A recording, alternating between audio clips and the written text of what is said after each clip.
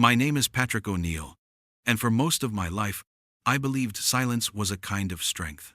When you grow up the son of an Irish bricklayer, you learn early that loud men rarely build anything that lasts. I came to America in 1986 with an accent so thick you could slice it, a second-hand suitcase, and $40 folded inside a Bible. I didn't have connections. I didn't have polish. But I had something better: discipline. 40 years later, that same accent, my father's gift, was the reason my daughter's husband laughed at me in front of 200 people. It happened on a warm evening at the Cypress Grand Hotel in Orlando, a place with marble floors that reflected light like still water. The jazz quartet was playing Fly Me to the Moon. Champagne flutes chimed, and I stood at the edge of the ballroom watching my daughter, Melissa, twirl in her white dress. She looked like her mother, Clara, strong, graceful, radiant. I'd paid for everything quietly: the flowers, the orchestra, the diamond centerpiece chandelier that glittered above them. And I'd done it without taking a single cent from Melissa or her fiancé, Evan Carter, a rising star in Florida's tech world. People called him a visionary. To me, he was a man who'd mistaken arrogance for ambition. Evan had one of those practiced smiles that never reached the eyes. I'd known from the start that he looked at people the way he looked at numbers, measuring what they could do for him. Still, Melissa loved him.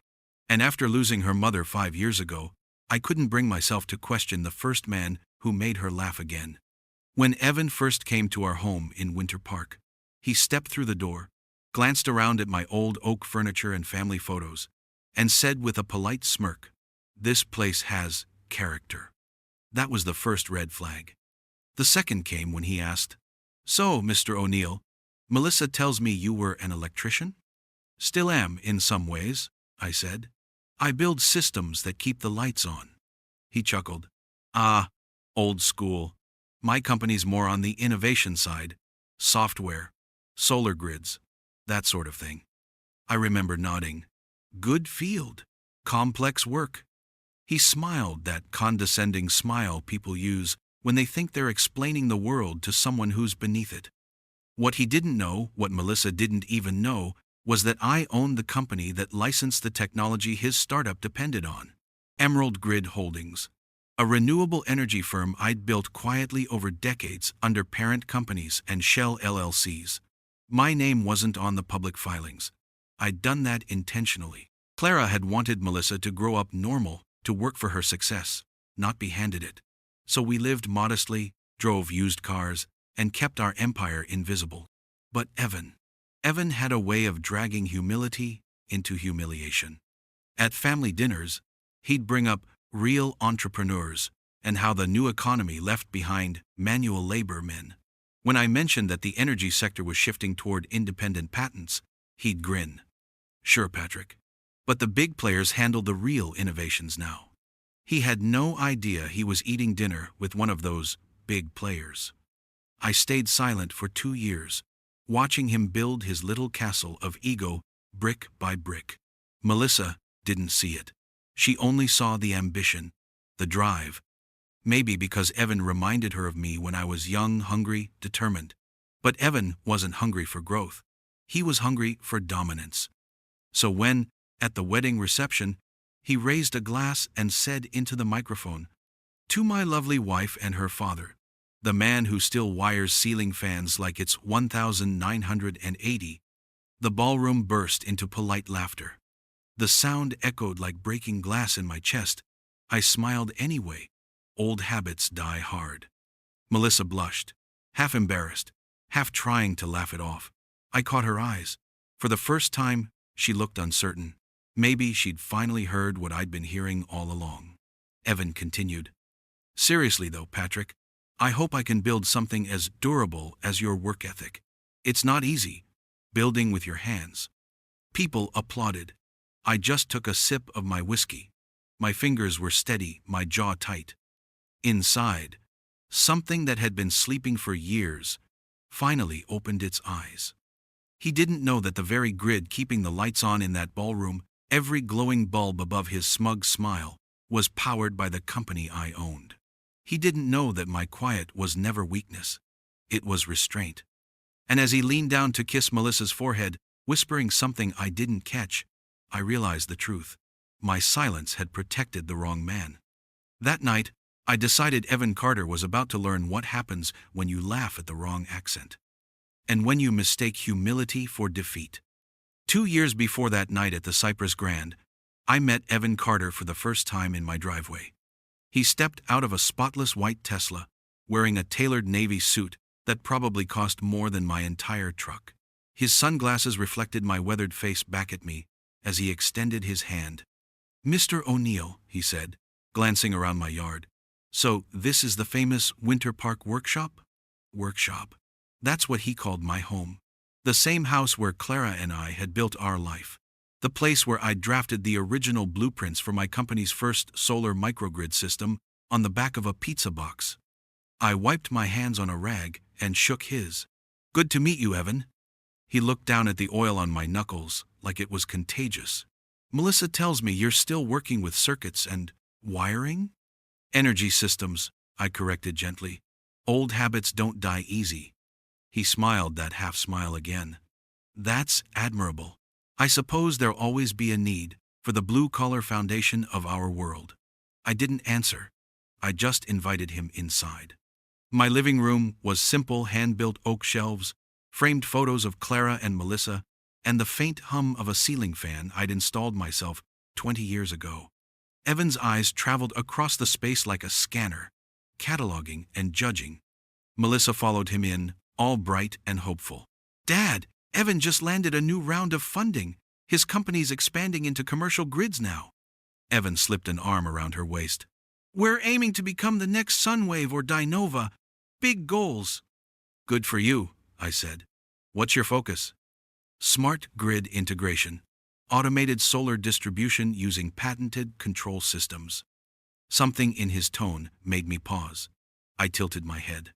"Patented, you say?" "Of course," he said quickly, sipping his imported cold brew. "We built everything from scratch. Proprietary systems." That word proprietary made me smile inside. Because the technology he was describing, down to the language, was lifted directly from one of Emerald Grid Holdings' older patents. I knew it the way a composer recognizes his own music. He was bragging about the melody I'd written decades ago. Later that night, after they'd left, I walked into my study, opened my laptop, and pulled up the licensing registry. I typed Solar Reach Technologies. There it was, a sub-license through one of my shell companies, Greenlight Assets LLC. Their operating systems used my grid controller patents under a renewable 5-year contract. Evan Carter had built his entire empire on my work, and he didn't even know it. For a moment, I laughed out loud. Then I stopped. Because under the laughter, there was something else, a warning hum in my chest. Men like Evan rarely stay humble once they think they're untouchable. A few months later, Melissa called. "Dad, Evan's company is hosting a launch party next week. You should come. They're unveiling their new microgrid prototype." "Is it the Carter Grid?" I asked. She sounded surprised. "Yeah. How'd you know?" "Just read about it somewhere," I said. I went. The event was held at an open-air rooftop downtown. Music thumped, champagne flowed, and screens displayed phrases like revolutionizing solar efficiency and powering the future. Evan stood center stage, microphone in hand, soaking in the attention. "Tonight," he declared, "we launched the Carter Grid 2, the most advanced renewable platform in the state, entirely designed and developed by our in-house team." The crowd applauded. I sipped my drink, watching the demo unfold, and when the digital schematic appeared on the screen, I almost smiled. It was mine, down to the last control algorithm. Later I congratulated him. "Impressive work, Evan." He smirked. "Well, we all can't stay stuck in the old trades, can we?" I looked at him, studying the arrogance in his jawline, the way success had already rewritten his manners. "No," I said softly. "Some of us have to build the roads before others drive them." He didn't get the metaphor. He just laughed. After that night, I kept watching from the shadows. Every quarterly report, every patent update, every public announcement. Solar Reach's revenue kept climbing, but so did their licensing debt to my parent company. Clara used to say, "Never warn a storm that you're coming. Just arrive." So I said nothing. Not when he bought a luxury condo downtown. Not when he proposed to my daughter with a ring he boasted was worth 3 months of profits. Not when he began correcting my pronunciation of words at dinner tables. Each insult went into a quiet ledger in my mind. And behind that silence, something larger was moving contracts, deadlines, and a simple clause in his licensing agreement that Evan clearly had never read. Termination may occur immediately upon public defamation or conduct deemed injurious to the brand reputation of Emerald Grid Holdings. The same brand that secretly owned his entire company. He thought he was building an empire. He didn't realize he was building it on my land. That night, as I closed the folder of reports, I whispered into the empty room, "Keep laughing, son, you'll hear the echo soon enough." And when his laughter came again 2 years later, through a microphone at his own wedding, I knew exactly how the echo would sound. Evan's arrogance didn't grow overnight. It spread slowly, like rust under paint. At first, his comments sounded harmless. "Melissa, maybe your dad should let us help him modernize that old house," he'd say, half smiling, half joking. Or, "Patrick, ever thought of getting someone to manage your finances? These things get complicated for older folks." I let the small insults pass. I'd spent decades working with men who tried to belittle others to feel taller. They always collapsed under their own weight eventually. But what I didn't expect was how Melissa began to change. It started with her tone. "Dad, Evan's company is in a different league," she said one evening as we prepared dinner together. "He meets people from big firms every week. They're from another world." "Another world?" I asked, slicing onions on the counter. "You know what I mean," she replied quickly. "You've always taught me to be grounded, but maybe you could present yourself a little differently. Evan says first impressions matter." "Present myself?" She hesitated. "Like, not wear flannel to dinner with his colleagues. Maybe something more formal. They don't really get the whole hands-on thing." The knife paused mid-air. It wasn't her words that hurt, it was whose voice I heard behind them. Evans. That was the moment I realized something dangerous. Arrogance can be contagious. At dinner parties, I became the quiet background to Evan's endless show. When guests asked what I did for a living, Melissa would smile nervously. "Oh, Dad used to work in construction. He's retired now." Used to. Retired. She never mentioned the patents, the company, the solar fields that stretched for miles across the state. She spoke as if my life had ended when I put down my toolbox. Evan, on the other hand, thrived in every conversation. He spoke in sound bites, bragging about his team's revolutionary grid integration. I'd listen from across the table, hearing my own work disguised under his voice. At one dinner, he even added, "Patrick's the salt of the earth kind of guy. Every family needs one." His colleagues laughed politely. Melissa joined in. That laugh, it wasn't cruel, but it wasn't innocent either. It was the sound of someone torn between love and embarrassment. That night, after they left, I sat on the porch where Clara used to read in the evenings. The moonlight caught the rim of her old teacup still sitting on the table. I could almost hear her voice. "Patrick, never confuse silence with surrender." The next morning, I checked the quarterly report from Emerald Grid Holdings. SolarReach had requested an early renewal of their 5-year license. Interesting. Most companies did that when they were preparing to sell or expand. Evan was planning something big, and I needed to know what. I called David Hall, my general counsel. "Pull every document from the SolarReach file," I told him. And quietly. By the end of the week, I had my answer. Evan had submitted several patent revisions using my original schematics, without listing Emerald Grid as the source. He wasn't just ungrateful, he was breaking federal law. I remember staring at those documents, feeling two emotions at once: anger and heartbreak. Anger that he was stealing my life's work. Heartbreak that he was doing it while sitting at my family table, holding my daughter's hand. I didn't act, not yet. I needed proof strong enough to burn through every lie he'd told. But while I planned, the emotional distance between Melissa and me grew wider. When I invited her for Sunday lunch, she arrived late, phone in hand, eyes tired. "Sorry, Dad. Evan says we shouldn't spend too much time here before the wedding. We've got networking events every weekend now." Networking. That word again. The modern religion of people who'd forgotten what work actually meant. "Melissa," I said softly, "do you still like what you see when you look in the mirror?" She frowned. "What do you mean?" "You used to smile when you talked about helping people. Now you only smile when Evan's looking." She went quiet. For a second, I thought I saw something flicker in her eyes, to doubt, maybe. But then she forced a smile. "Dad, you just don't understand his world." Maybe I didn't. But Evan didn't understand mine, either, the world of men who didn't need to announce their power because it was already written in steel, glass, and electricity across the horizon. The following week, I got an invitation to their engagement party. The card was embossed, heavy, expensive. The message read, "Hosted by SolarReach Technologies, celebrating innovation, love, and the future." I stared at it for a long time, then smiled to myself. If Evan wanted to toast the future, I'd make sure he tasted the past, the foundation he'd built his empire on, without realizing who poured the concrete. That night, I went down to my office, opened the file drawer labeled Contingencies, and pulled out the folder Clara had once called the Lighthouse Plan.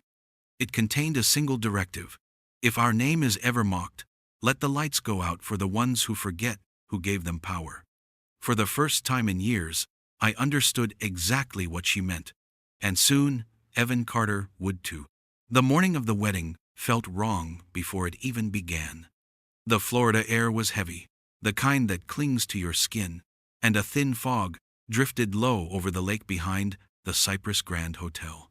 The place was massive, white marble halls, gold-trimmed chandeliers, and glass doors that reflected the rising Sunday.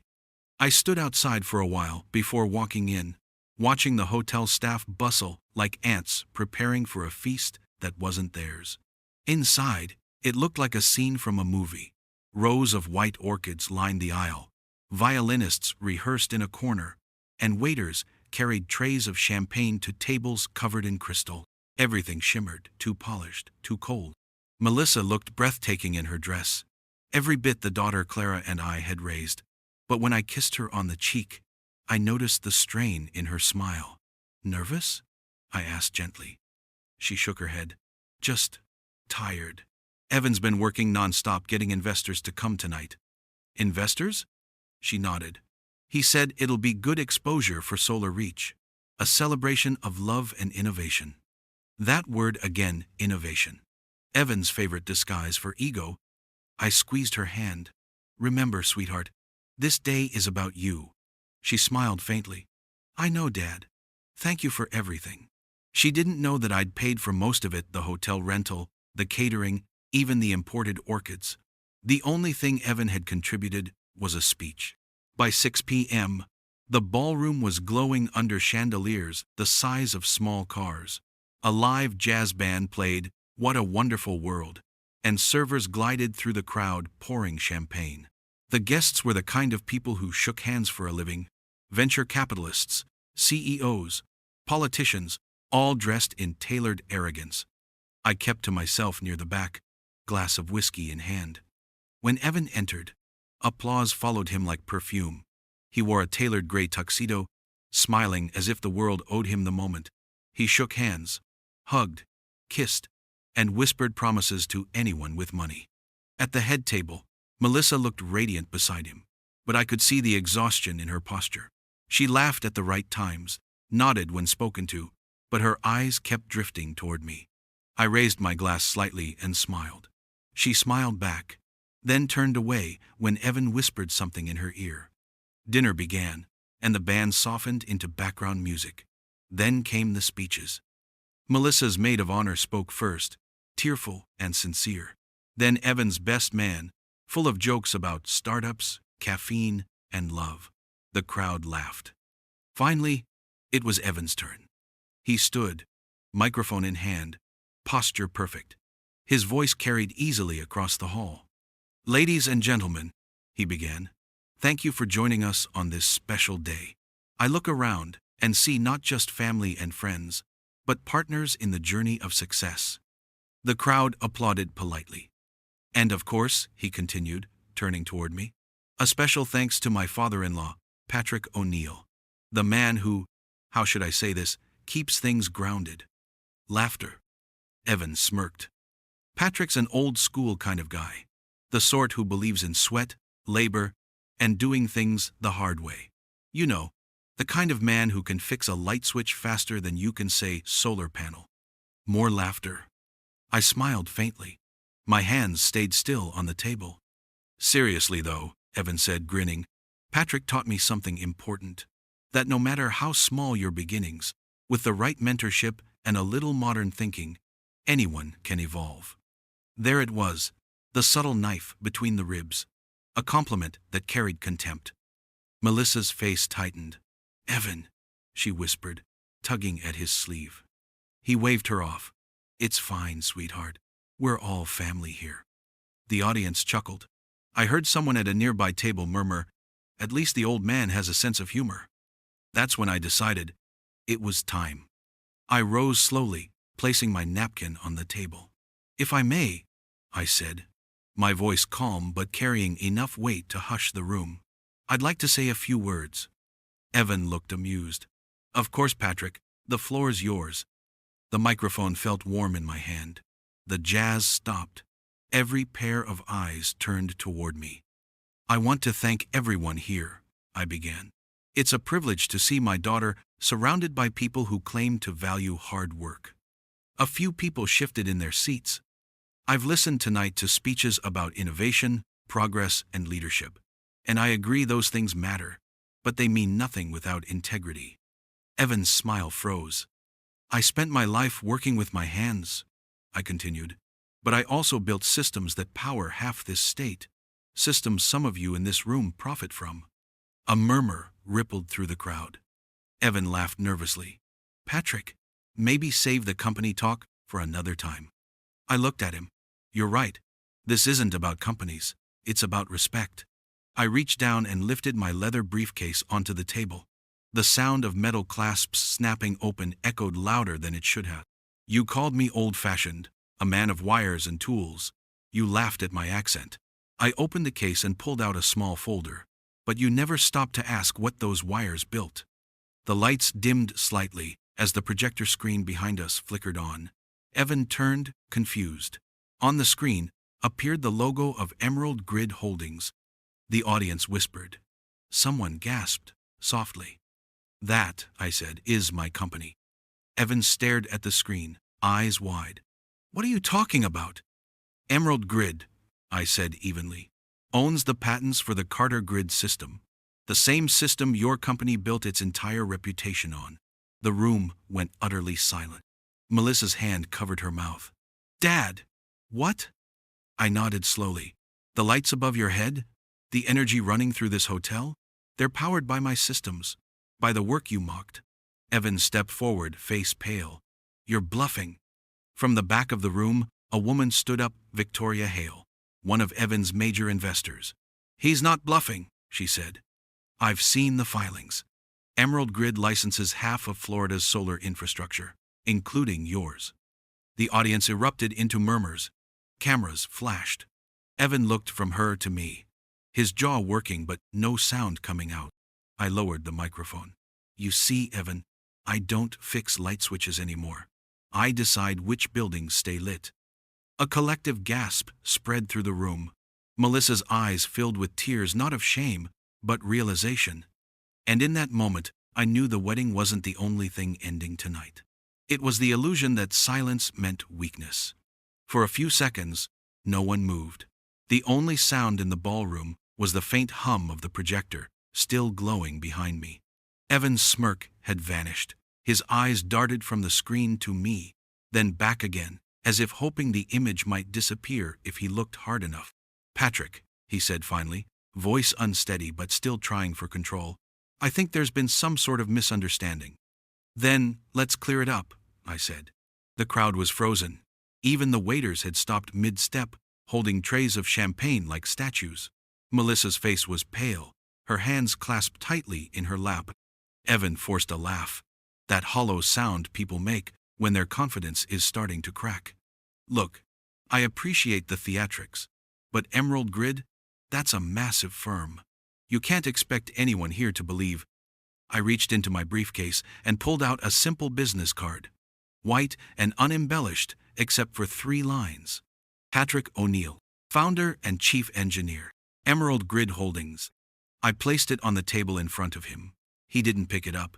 He just stared at it like it was a loaded weapon. That's impossible, he muttered. I've dealt with Emerald Grid's legal team for years.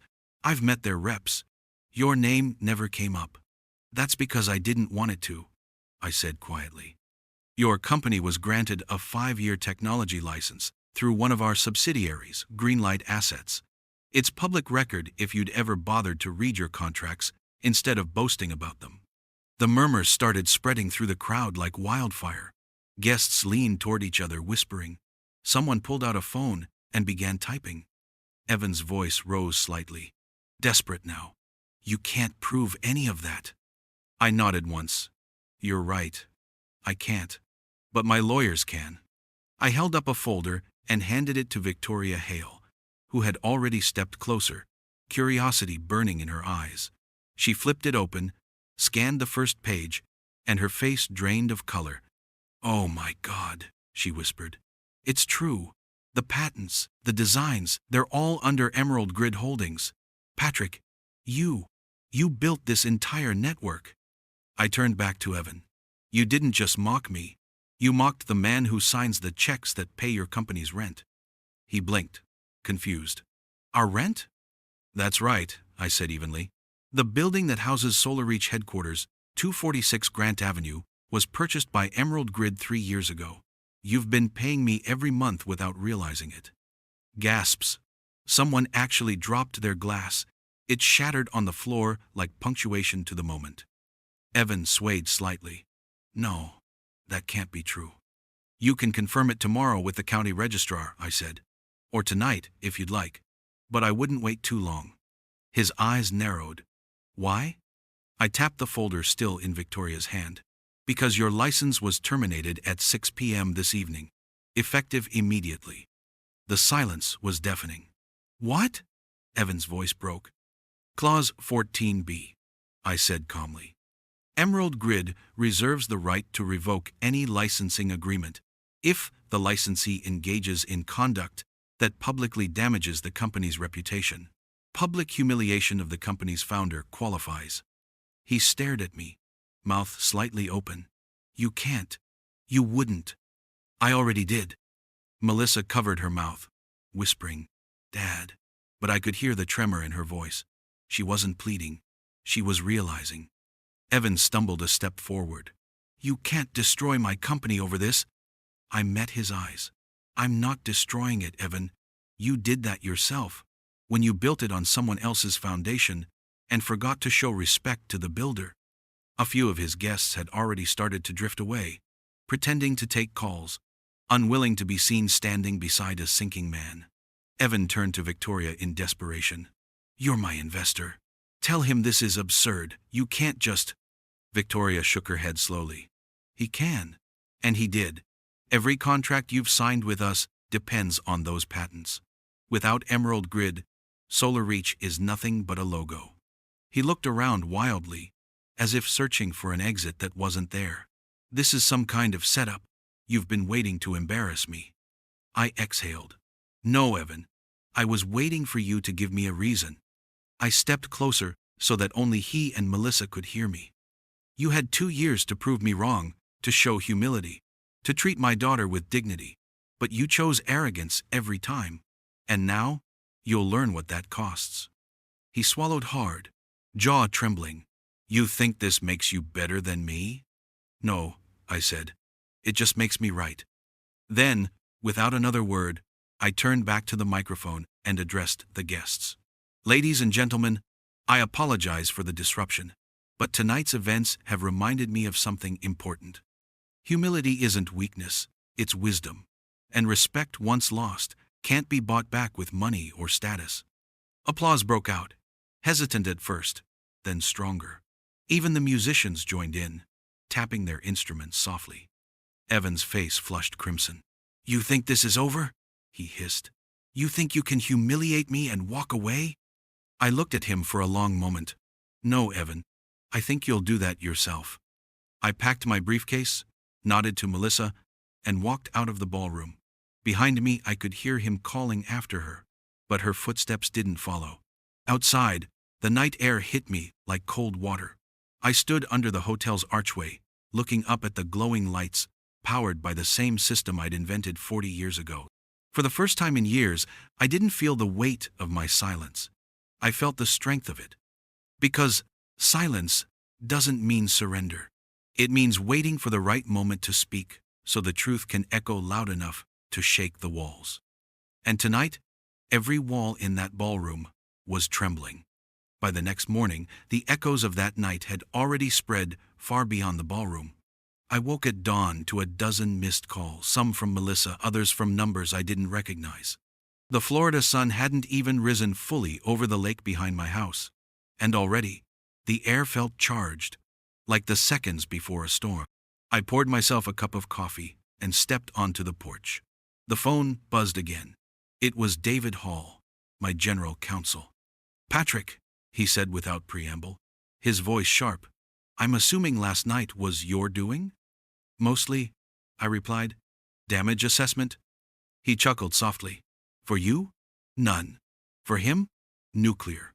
He told me what I already suspected. Someone had recorded the entire confrontation. Evan's mockery, the reveal, the stunned silence. The video had spread like wildfire on social media overnight. By morning, Orlando Tribune, Business Ledger, and Florida Chronicle had picked it up under headlines like, "Tech CEO humiliates father-in-law, then learns he works for him." "Solar Reach founder exposed by billionaire engineer at wedding." I didn't need to scroll. I could already picture Evan's face splashed across the news, frozen mid-denial. By 9 a.m., my phone buzzed again. This time, it was Victoria Hale. "Patrick," she said briskly, "it's chaos here. Solar Reach's investors are panicking. The market's reacting like a shark smelling blood. The company's stock dropped 20% overnight." "Expected," I said quietly. She hesitated. "Patrick, I know you had every right to do what you did, but the man's unraveling. He's been calling everyone, threatening to sue. He even showed up at the office this morning, demanding to speak with your legal team." "Tell him to read his contracts," I said. "Everything he's built was standing on my foundation. Now the ground's gone." By noon, the calls started coming from reporters, then from industry peers, and finally from Solar Reach's board of directors, requesting an emergency meeting. I didn't attend in person, but David did. When he returned to my house that evening, he sat down, loosened his tie, and said, "It's done. They've suspended him indefinitely." "What about the company?" He shrugged. "Without your patents, Solar Reach has no infrastructure. Every client, every partnership, gone. They'll file for bankruptcy before summer." I nodded. "So it's over." "Almost." David leaned forward. "He's still clinging to the idea that this is reversible, that you'll reconsider." "Then he's still learning," I said. Later that night, I sat in my study going through old files, the kind that smelled faintly of dust and memory. Photos of the first solar field Clara and I built outside Gainesville. The first investor meeting we ever attended, me in a thrift store suit. Clara, holding my hand the whole time. She used to say, "Patrick, power isn't about the light you produce.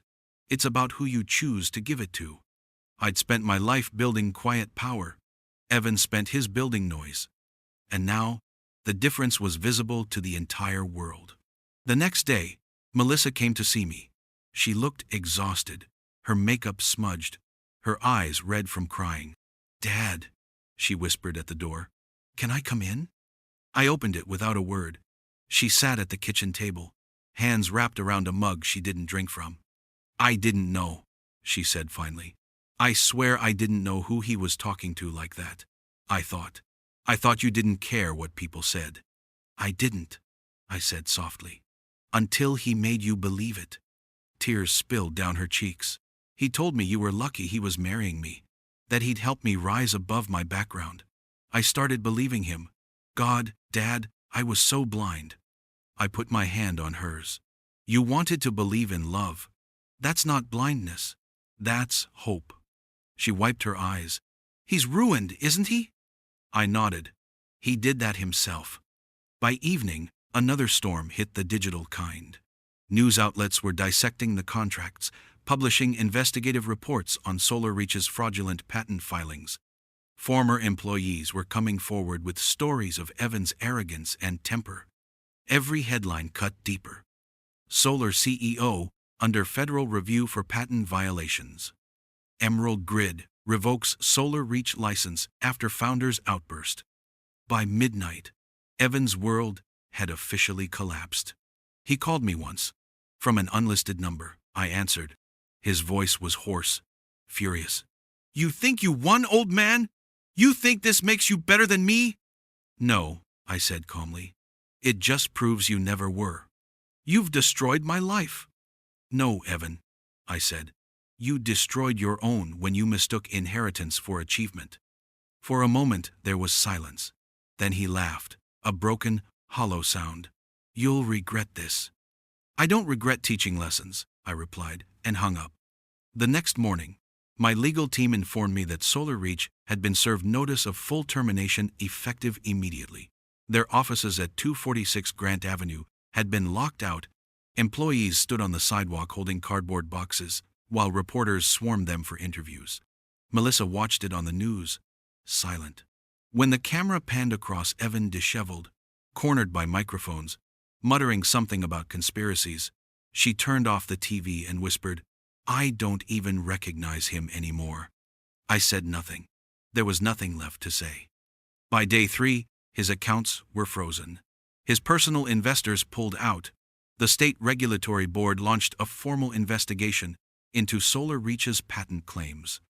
In 72 hours, the man who had laughed at my accent had gone from CEO of the year to corporate pariah. On the evening of the third day, I received one final call from Victoria. It's official, she said.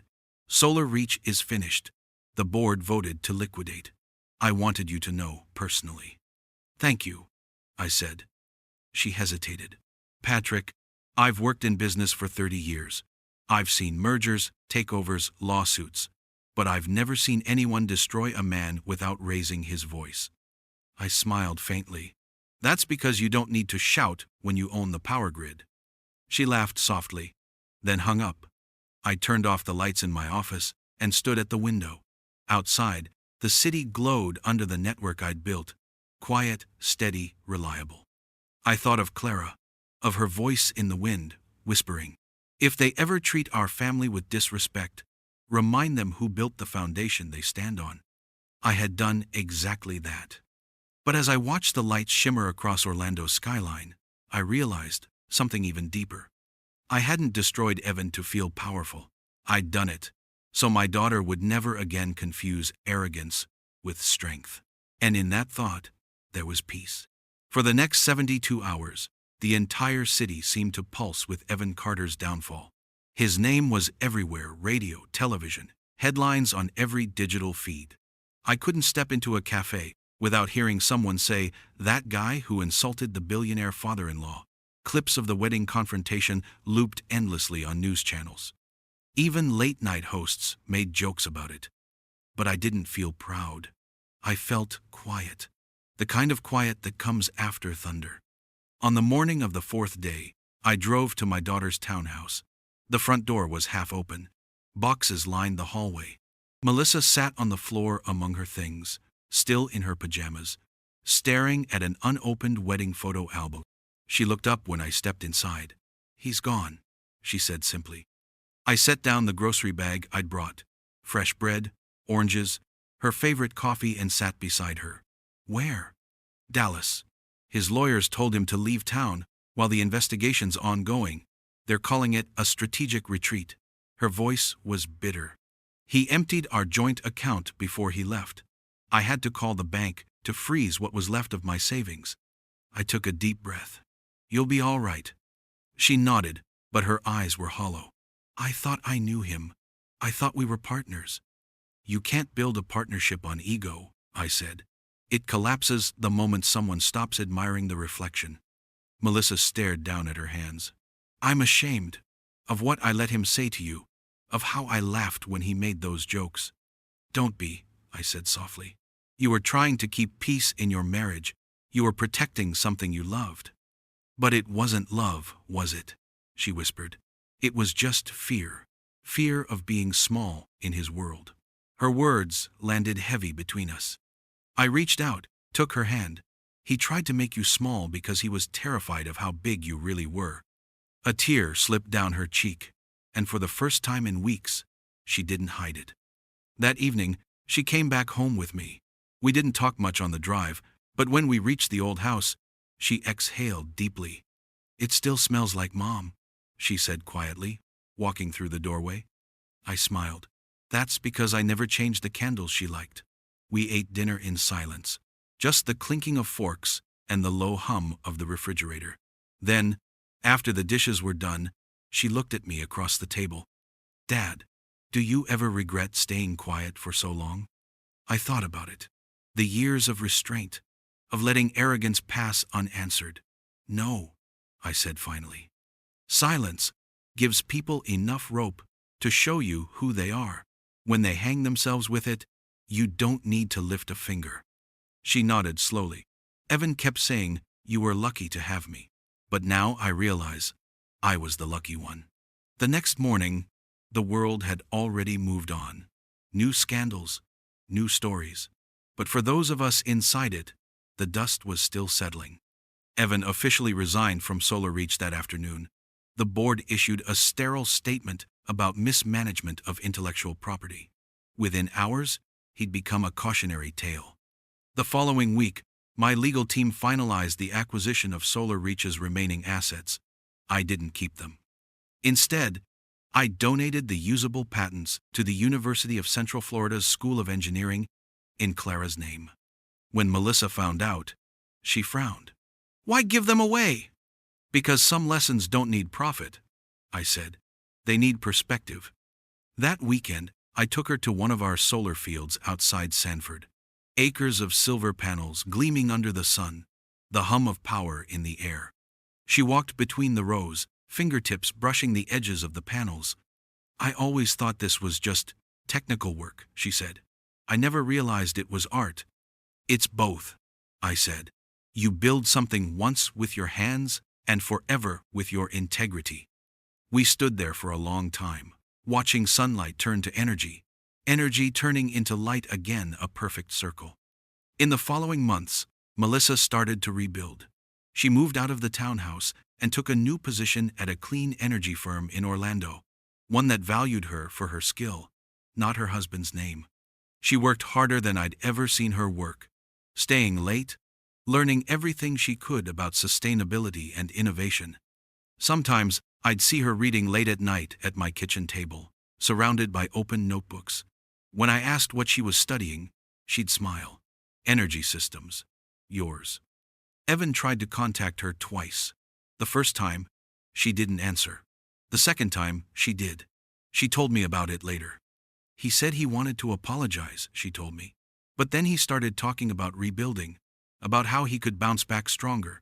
I realized he wasn't sorry. He was strategizing. What did you say to him? I asked. She smiled faintly. I told him, power isn't what you hold, it's what you share. After that, she blocked his number. By summer, the tabloids had forgotten his name. The next wave of headlines came and went, and the world found new stories to consume. But for us, life was finally calm again. One evening, as the sun sank behind the oak trees, Melissa and I sat on the porch drinking coffee. She looked over at me and said, you know, I used to think success meant being seen. Now I think it means being able to stand quietly and not need to explain yourself. I smiled. You sound like your mother. She laughed softly. Guess I finally learned what her kind of strength looks like. The crickets started their chorus. The air was still. For the first time since that wedding night, peace didn't feel like silence.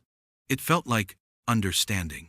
Evan Carter's empire had burned to ash. But from those ashes, my daughter had found her clarity. And that, I realized, was the only revenge worth having. The months after Evan's collapse moved quietly, almost tenderly. The chaos that had filled every headline faded, leaving behind a kind of stillness I hadn't felt in years. For the first time since Clara's passing, the house felt alive again. Coffee brewing in the mornings, laughter returning to the kitchen, light in places that had stayed dim too long. Melissa found her rhythm. She'd wake early, jog around the lake, then head to work at the new energy firm, where she'd earned a management position. She was confident, focused, calm. It was as if shedding Evan's shadow had allowed her to breathe again. One evening, she came home with a folder in her hands. "Dad," she said, sitting beside me on the porch, "we're planning a mentorship program at the firm for students who want to work in renewable energy but can't afford internships." "That's a good idea," I said. "We need more of that." She smiled. "I want to name it after Mom." For a long moment, I couldn't speak. Clara's name in her daughter's voice hit me deeper than I expected. "She'd like that," I said finally. "She always believed knowledge only matters if you pass it forward." A week later, I received an invitation to speak at the University of Central Florida's Engineering Symposium. The dean wanted me to talk about integrity in innovation, a subject that, ironically, had once been Evan's favorite topic.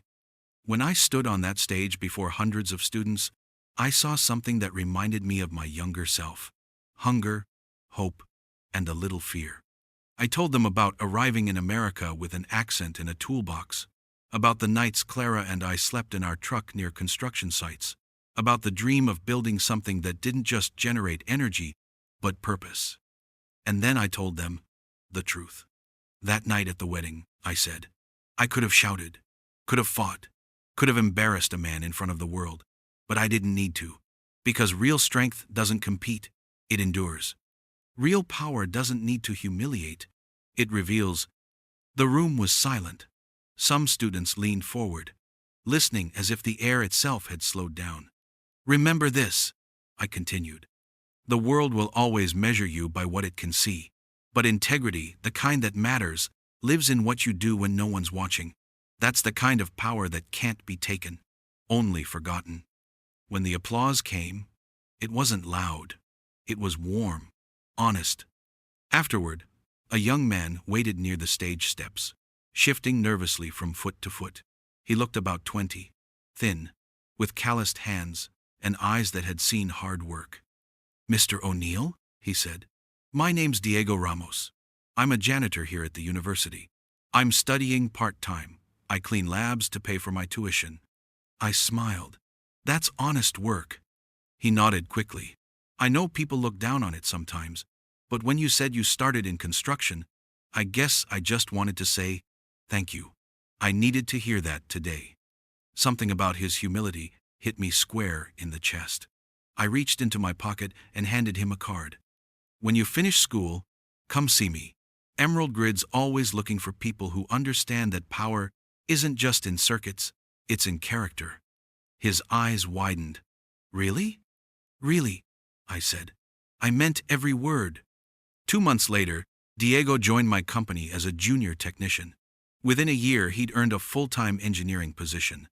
When I walked past his workstation, I saw the same focus I once had, the same quiet belief that building something right mattered more than being seen doing it.